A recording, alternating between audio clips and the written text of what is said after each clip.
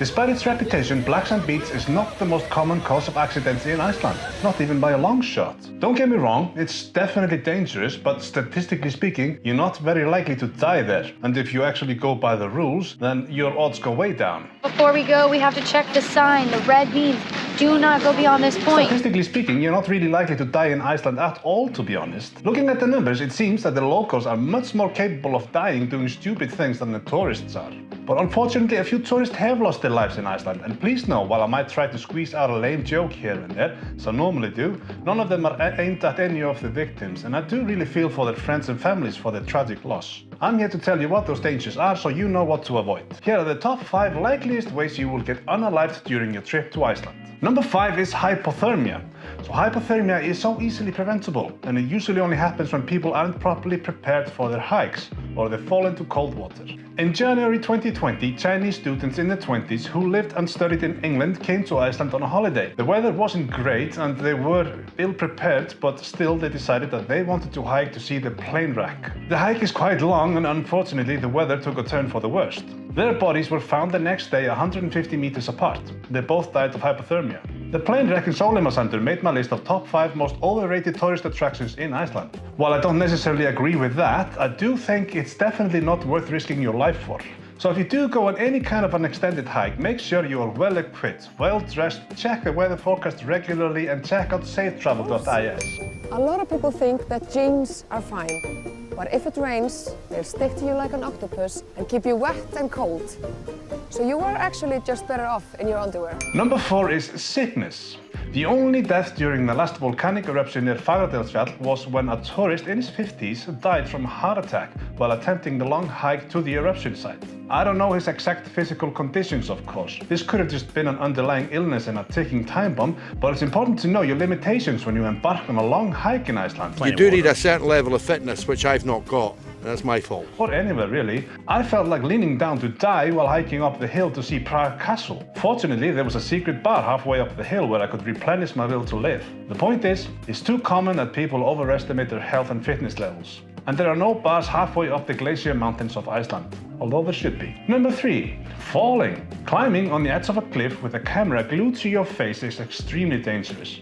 It's also common that tourists fall to their deaths while taking selfies or going too close to the edge of a cliff. The ground around most of the attractions in Iceland is rough and rugged. You should always stay on the paths where they are available and stay well away from the edges of cliffs. Not to mention if there is ice or wet, slippery rocks around. Last winter, a woman in her 20s slipped and fell into Glimmer. I'm not sure she even did much wrong. The paths there are subpar to begin with, and they were covered in ice. There isn't always someone assessing and closing down paths when they become dangerous. If the path seems sketchy, you need to decide should you continue or should you go back. If you're not comfortable, turn around and go see the next attraction on your itinerary. There are plenty of other waterfalls in Iceland. They're all just fine, so no need to risk your life to see one. We are only talking about tourist deaths here, but you need to make sure you have the proper footwear and just be careful, because it's very common for tourists to fall and seriously injure themselves, even if it's not off a high cliff. Just breaking your ankle will at best ruin your trip. Number 2 and number 1 actually shared the same spot, literally until today when I'm recording this. I just saw the news that 2 tourists died unfortunately in a car crash in south of Iceland, which makes car accidents number 1 actually, but I'm going to talk about it as if it's number 2, because that's how I wrote it. So the accidents are not just driving off the roads while admiring the scenery, although that certainly happens. In 2016, a man in his 40s got out of his tour bus and was preparing for a hike to see Sólheimasand plane wreck.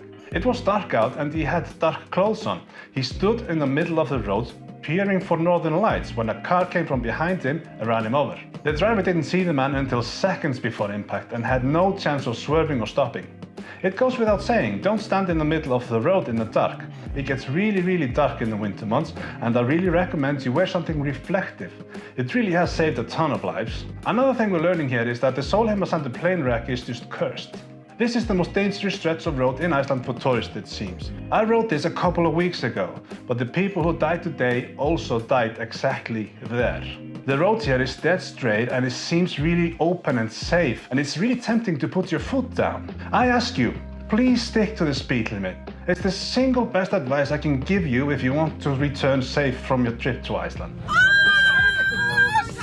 Don't go too slow either, because this can encourage impatient assholes to overtake you when it's not safe. And also, you'd be annoying as fuck. That, and don't go close to the black sand beach waters, because joint number 1, well actually number 2 now, recent tourist die in Iceland is drowning. But not just because of sneaky waves carrying careless tourists out to sea. But no, it happens in the rivers and lakes and pools too. Statistically speaking, you are about as likely to drown in the Blue Lagoon as you are to drown at Black Sand Beach. Although that really hasn't happened since the 80s, so don't take this as an excuse to not be careful at Black Sand Beach. Pay special attention near the waterfalls and rivers. Streams that seem relatively innocent may be incredibly strong and can easily carry you away. In some cases, the water is coming from glaciers and it can get extremely cold. In 2022, a small Cessna plane with 4 passengers, including the content creator Josh Neuman, crashed into Iceland's biggest lake, Þingvallavatn. It is believed that one of the passengers made it out of the plane after the crash, but quickly became exhausted and drowned in the freezing cold lake. I want to start by thanking all of his YouTube and Instagram followers for allowing Josh to be part of your lives. In 2018, a woman fell into the same lake. A man who was with her went in after her to try to rescue her. Unfortunately, they both drowned. Alexa, should I go swimming in Þingvallavatn? I don't know. It probably depends on how much do you value your balls. Sadly, there are many stories like this. Relatively speaking, Iceland is safe, but the dangers you will face might be different to what you're used to at home. So I just urge you to be careful. Register your hikes with Safetravel.is and they will check in on you on a regular basis. If you aren't heard from in time, they will start looking for you. You can always call search and rescue if you are in trouble. So if you are unsure of your safety, don't hesitate to call before it's too late. It's completely free, even if they have to send in hundreds of people and helicopters to find your sorry ass. You won't have to pay a penny. It goes without saying that you should do everything within your power to just make sure that won't be necessary. In the wise words of Jafar from Aladdin, there are so many things worse than death. So I might do another video on top 5 ways tourists injure themselves in Iceland. So make sure you subscribe. Have a safe trip.